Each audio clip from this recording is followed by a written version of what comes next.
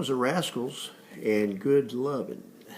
Well, little recap here. Of course, Kennedy won the election in 1960, assassinated in 63, and his vice president, Lyndon Johnson, would take over. And then we'd have Johnson run in 64, and that's when the Goldwater, the Republican, was his opponent in the Daisy Girl commercial, and you might want to watch that on YouTube, where Johnson felt that if Goldwater became president, we'd be in big trouble, and atomic bombs would be flying all over the place. 68, remember Johnson stepped aside, and Nixon would win that election. And now we're up to 1972. And Nixon would win re-election over George McGovern. This would be the turn in America to conservatism. Chapter 29 deals with conservative revival. And so we went from kind of a liberal way of thinking to a conservative way of thinking in 1972. And Nixon was on his second term in 72 after trouncing McGovern. Of course, one of his big problems was the war, which eventually would come to an end. The other big problem that he had was Watergate. The Watergate building in Washington, the 5 guys who were called plumbers, although they weren't really plumbers, they broke into the Democratic headquarters and put some listening devices so they could spy on the Democrats, which is kind of unbelievable when you look at the results. The Republicans and Nixon won by a huge margin. I don't think they needed to cheat to win, but the big question also always became who ordered the break-in. How much did Nixon know? When did he know it? It came down to George Mitchell, who was one of his cabinet members, who ordered the break-in. But Nixon, up until his dying day, said he had nothing to do with it, had nothing to do with the cover-up. He, of course, refused for a long time to turn over the presidential tapes of discussions in his office regarding the Watergate situation, saying that they were his tapes, his personal tapes, and he shouldn't have to turn them over as evidence. When he was finally forced by the courts to turn it over, there was 18 minutes, an 18-minute gap missing. So it makes one wonder. Nixon eventually would, in 1974, in August, would resign because they were getting ready to impeach and fire him anyway. In fact, his own party was against him by this point.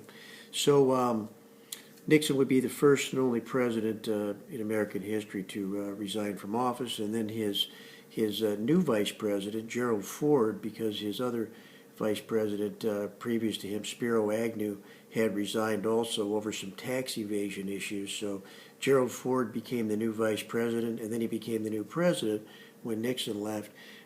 Talk about a guy on the fast track. Nobody voted for Ford, and he moved all the way from being in the House of Representatives to president within a short time.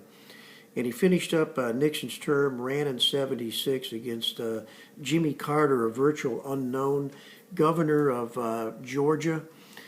Carter would beat him in a fairly close election and would only serve one term during that time. And one of Carter's big issues that he had to face, and I think when you look at Carter, and this is just not my opinion, but I think many people other than Carter might agree with it. Carter's a great man. He's a wonderful man. He's a very deeply devoted religious man.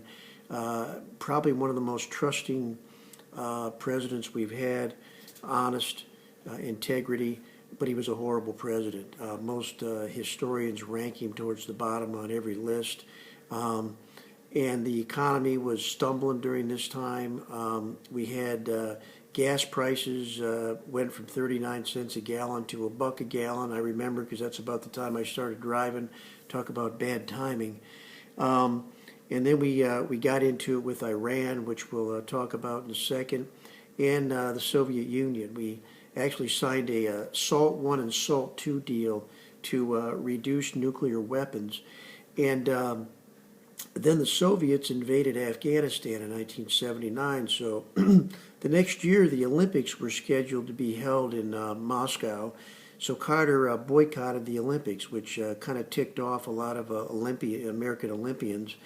And he stopped grain and technology trade with Russia. He aided the Afghan rebels to fight against the Russians and increased our defense spending. And eventually he killed the SALT II Treaty in defiance against the Soviets. The other big problem he had was the Iranian students in Tehran took over the American embassy, and they took 52 Americans hostage. Actually, they started out with about 66 of them, but they let a few of them go because they were ill over time. But they kept these hostages for 444 days, and eventually they would be released when Reagan took over as president in 1980. A couple other big issues that took place during the 1970s. One was the Title IX, which was the law that said no gender discrimination.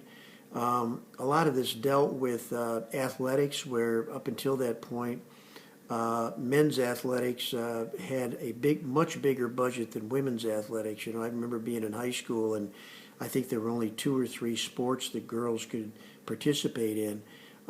Nowadays, you look at all the scholarship offers and opportunities that girls have compared to what they had back in the 1960s and early 70s. And probably one of the most controversial Supreme Court cases that come down in the last 50 years would be Roe versus Wade. In 1973, the Supreme Court said that no state can limit abortions in the first 3 months of pregnancy. And this, of course, even to this day, it's still a controversial issue. I think the Americans are split 50-50 or close to it on this even as we speak. So we also had the religious right that came to being at this time, led by Jerry Falwell, Reverend Jerry Falwell, who eventually would start Liberty University. And of course, he would end up supporting the 1980 candidate Ronald Reagan. Reagan was a 2-term governor from California, former Hollywood actor, and he brought optimism to the White House. Believed in free markets, lower taxes. Gotten a little bit of controversy over arms for hostages when it came to Oliver North. Talks about that in your book a bit. But when you look back at the Reagan years, and he won the election of 80 and 84, Reagan probably goes down in history as one of the more popular presidents with many American people. In fact, he won both elections pretty easily. In 80, he beat Carter, and in 84, he beat Mondale. So a couple questions as we wrap up here. One of them, I guess, would be,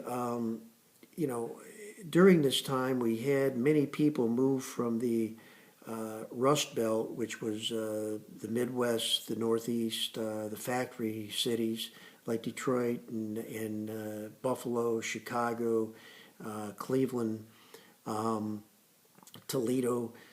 Many of these people moved south to find jobs, like myself when I moved here in 1980, to the Sun Belt, as we call it. Is this the trend now? Here we are. This has been going on for 35 years or so now. Are people, more and more people, going to move from the north to south? Do we ever see it switching from the south to north? Are people going to go back to the north or move to the north who'd never lived there before? Back in the 1920s, we had a period called the Great Migration, and many people moved north to work in factories. Are we done with that era of American history? Nobody's going to, well, I wouldn't say nobody, but large numbers of people aren't going to move back north anymore. The south is where it's at. The weather's nicer. If you can stand 3 or 4 or 5 months in the summertime here with air conditioning. But the jobs are here. It seems like it's it's a place that really attracts a lot of people. Is the Sun Belt here to stay is the first thing to think about. And the second one is what will happen with Roe versus Wade and the abortion issue. If Can you see a day when the Supreme Court will switch to a more conservative stance on that? Hear another case, a test case that rivals Roe versus Wade, that overturns that law, that will lead to the making abortions illegal in the United States again.